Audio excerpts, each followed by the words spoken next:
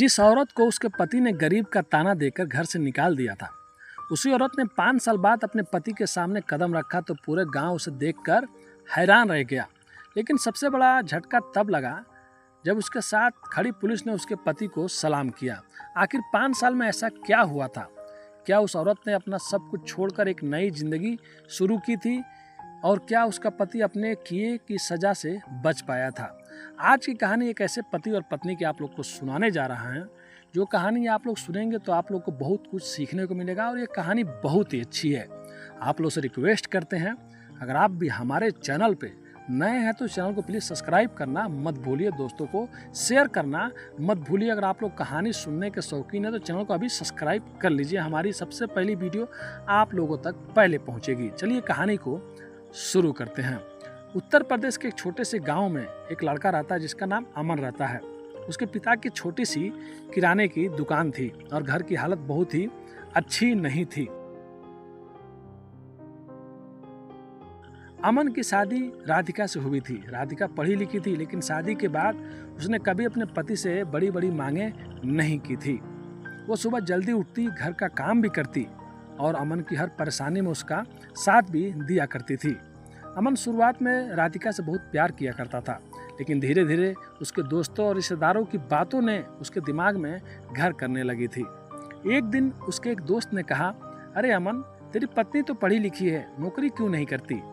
अमन ने हंसते हुए कहा, उसकी किस्मत में नौकरी कहाँ? राधिका ने यह बात सुन ली। उसने अमन से कहा, मैंने प्रतियोगी परीक्षा की तैयारी की है, अगर तुम मेरा साथ दो तो मैं नौकरी की कोशिश जरूर कर सकती हूँ और करना भी चाहती हूँ। अमन ने साफ मना कर दिया, घर संभालो, नौकरी वोकरी के सपने मत देखो।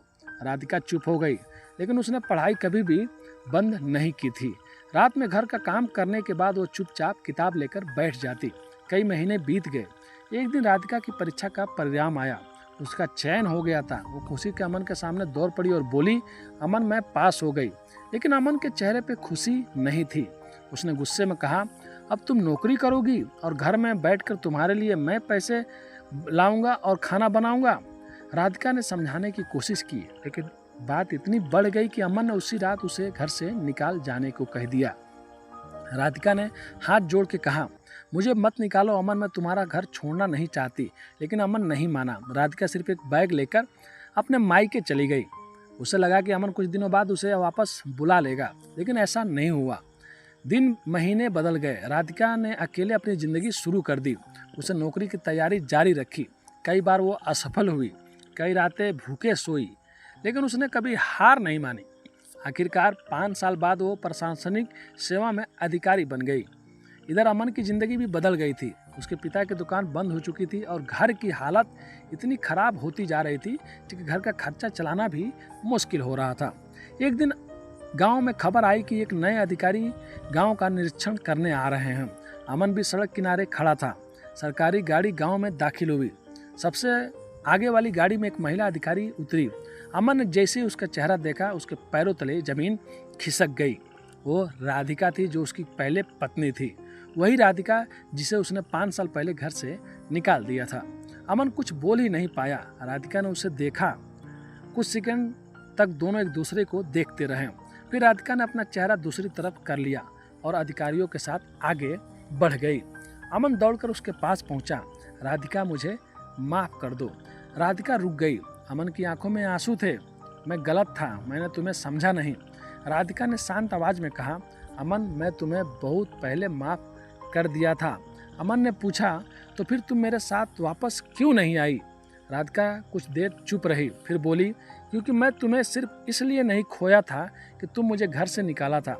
मैंने तुम्हें उस दिन खो दिया जिस दिन तुमने मेरी मेहनत पे भरोसा नहीं रहा। अमन के पास कोई भी जवाब नहीं था। राधिका सरकारी गाड़ी में बैठी और वहाँ से वो फिर से चली गई। अमन सड़क पर खड़ा उसे देखता रहा। उस दिन से पहली बार समझ आया कि किसी इंसान की कीमत उसके कपड़े और उसके पैसे या उसके परिवार से नहीं होती। इंसान की असली कीमत उसकी मेहनत और उसके हौसले से होती है। और राधिका ने अपने हौसले से साबित कर दिया था कि वो पति के साथ में भी रह के कुछ कर सकती थी और पति के साथ में नहीं है फिर भी वो कुछ ना कुछ कर लेगी। उसके बाद वो चली गई। फिर अचानक एक दिन ऐसा आया जब शहर से अकेला पैदल उसका पति अमन जा रहा होता है। राधिका देखती है कड़ी धूप में उसका पति अचानक पैदल रास्ते में दिख गया। उसके पीछे पीछे कुछ दूर तक वो गाड़ी चलती रही। फिर राधिका ने सोचा कि मैं तो उससे बात नहीं करती हूँ या उससे बोलती भी नहीं हूँ, फिर भी वो अपने ड्राइवर को कहती है कि जाओ और उसको बुला कर लेके आओ। फिर वो जब पास आता है तब राधिका कहती है कि बैठो, तुम्हें कहाँ जाना है, मैं तुमको छुड़वा दूँगी। अमन मुस्कुराता है, फिर कहता है कि नहीं जाने दो, मुझे कहीं भी नहीं जाना है। राधिका एक बार और पूछती है कि सही बताओ कहाँ जा रहे हो और तुम शहर में क्या कर रहे हो। तब वो कहता है कि मुझे हॉस्पिटल जाना है। तब राधिका कहती है ठीक है, गाड़ी में बैठ जाओ। वो बैठने के बाद राधिका की ओर देखता है, लेकिन राधिका उसकी तरफ नहीं देख रही थी। फिर कुछ टाइम के बाद हॉस्पिटल आ जाता है और वहीं पर वो उतर जाता है। राधिका पूछती भी है कि तुम यहाँ हॉस्पिटल क्या करने आए हो। वो कहता है बस एक काम है, इसके लिए आया हूँ। फिर राधिका वहाँ से वो चली जाती है। फिर ऐसे करके महीने बीत जाते हैं। राधिका अपने ज़िंदगी में खुश रहती है। अपने ज़िंदगी में जैसे वो काम कर रही थी, लोगों की सेवा कर रही थी, उसी में वो लगी रहती है। इधर जो अमन रहता है फिर एक दिन उसी रास्ते से पैदल जा रहा होता है। तब राधिका देखती है, तब उसको समझ में आता है कि ये बार बार इसी रास्ते पे पैदल क्यों जाता है। तब राधिका उसका पीछा करती है। पीछा करते करते उसके पीछे उस हॉस्पिटल तक पहुंच जाती है। राधिका अपने लोगों से कहती है कि तुम लोग यहीं पे रुको, मैं अभी हॉस्पिटल से आती हूँ। वो हॉस्पिटल के अंदर उस आदमी के पीछे पीछे जाती है जो उसका पति रहता है। पति जाता है और एक डॉक्टर साहब के पास जाकर बैठ जाता है। डॉक्टर साहब से बात करता है और लगभग आधे घंटे के बाद वहाँ से वो एक जो कवर रहता है, एक थैला रहता है, वो लेके बाहर निकलता है।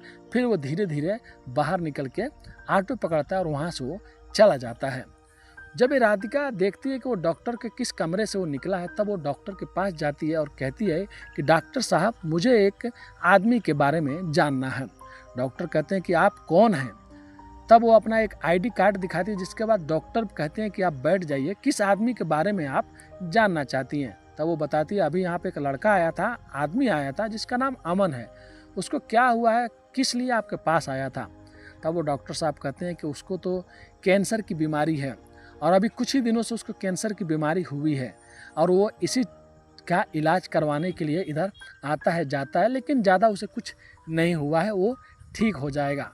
राधिका की आंखों में आंसू आ गए थे। वो बस इतना सोचती है कि अब मैं क्या करूं। वो वहाँ से डॉक्टर साहब को धन्यवाद कहती है और वहाँ से वो निकल जाती है। जैसे ही वो अपने गाड़ी में बैठती है, गाड़ी उसके घर की तरफ चलना शुरू कर देता है। पूरी रास्ते राधिका रोते हुए जाती है और वो कुछ भी बोलती नहीं है। उसका दिमाग भी अब काम नहीं करता है। वो घर जाती है, खाना भी नहीं खाती है। उसके घर वाले पूछते हैं आखिर में हुआ क्या है, क्यों तुम खाना नहीं खा रही हो। तब राधिका अपनी माँ को पूरी बात सच्चाई बताती है। उसकी माँ कहती है देखो, जैसा भी है वो तुम्हारा पति है, तुम्हारा अभी तक डाइवोर्स नहीं हुआ है और कहीं ना कहीं तुम उसको माफ़ कर चुकी हो, लेकिन अब उसका ऐसा टाइम आया है जिसमें उसका तुमको साथ देना बहुत ज़रूरी है। उसके बाद राधिका एक दिन उसके घर जाती है। घर जाने के बाद वो अकेले कंबल ओढ़ के सोया रहता है। राधिका बाहर से कहती है कि क्या मैं घर के अंदर आ सकती हूँ। वो उठता भी नहीं है, कहता है कि आ जाओ। वो आती है और उसके बगल में बैठ जाती है और कहती है क्या हुआ, तुम तो उठे भी नहीं, मैं तुम्हारे घर में आई हूँ, क्या तुम मुझे पानी नहीं पिलाओगे। तो वो कुछ नहीं बोलता है, बोलता है कि पानी ज़रूर पिलाऊंगा, लेकिन मेरी तबीयत थोड़ा ख़राब है, मैं उठ के चल नहीं पा रहा हूँ, मेरे पैरों में थोड़ा सूजन आ गए हैं, तो क्या करो, तुम पानी यहीं पर रखा हुआ है, तुम पी सकती हो। तुम दोबारा कभी भी मेरे घर आओगी तो मैं तुम्हारा अच्छे से स्वागत करूँगा। जो राधिका रहती है, इसकी आंखों में आंसू अब आ ही रहे होते हैं। वो कहती है तुम्हें क्या हुआ है, क्यों तुम सोए हुए हो। उसके बाद वो कहता है ज़्यादा कुछ नहीं हुआ, बस बुखार उखार ऐसा कुछ थोड़ा बहुत वो बताता है। तब राधिका कहती है कि तुम मुझसे कुछ बातें छुपा रहे हो। वो कहती है कि मैंने तुम्हें कब का माफ़ कर दिया है।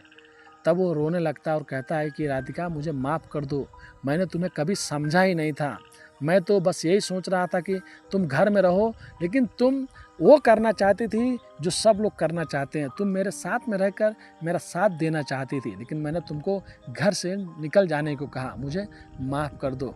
लेकिन चलो, भगवान ने उसकी सज़ा मुझे दे दी। मैं अब ज़िंदा नहीं रहूँगा और कुछ दिनों कुछ सालों के बाद मैं यहाँ से चला जाऊँगा तुम्हारे ज़िंदगी से। अब राधिका भी रोने लगती है। वो कहती है कि ऐसा कभी भी कुछ नहीं होगा, मैंने भी तुम्हें माफ़ कर दिया था, मैं तुमको अभी भी पति मानती हूँ। उसके बाद वो अपने लोगों को बाहर से बुलाती है और फिर से अमन को गाड़ी में बैठाकर एक अच्छे हॉस्पिटल में लेके जाती है। और वहाँ पे जाने के बाद अमन का इलाज अब होने लगता है। कुछ महीनों के बाद अमन अब धीरे धीरे ठीक होने लगता है। उसके बाद फिर अमन और राधिका एक ही साथ एक ही घर में रहने लगते हैं। तो ये थी एक कहानी जहाँ पे एक पति अपनी पत्नी की कामयाबी, वो काम करना चाहे, वो जो भी करना चाहे, वो ये सोचता था कि वो नहीं कर सकती है, वो कुछ बन नहीं सकती है। और वो जब बन गई तो ये सोचता था कि मैं अब कुछ नहीं करता हूँ, और वो सब कुछ करती है। तो आप लोग को ये कहानी से ये सीख लेनी चाहिए दोस्तों, जब कोई हमारा पार्टनर होता है, अगर वो कुछ बन गया तो हमारे साथ में चलेगा तो हमारा भी नाम होगा।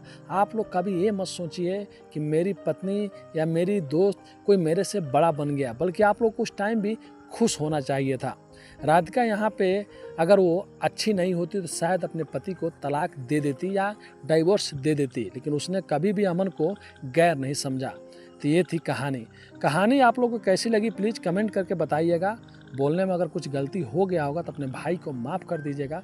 चैनल पे अगर आप लोग नए हैं तो प्लीज़ चैनल को सब्सक्राइब लाइक करना मत भूलिएगा। आपका भाई भी बहुत ज़्यादा मेहनत करता है। तो मिलते हैं नेक्स्ट कहानी में फिर से कुछ सच्ची कहानियों के साथ। अभी के लिए अलविदा लेते हैं आप लोगों से। धन्यवाद।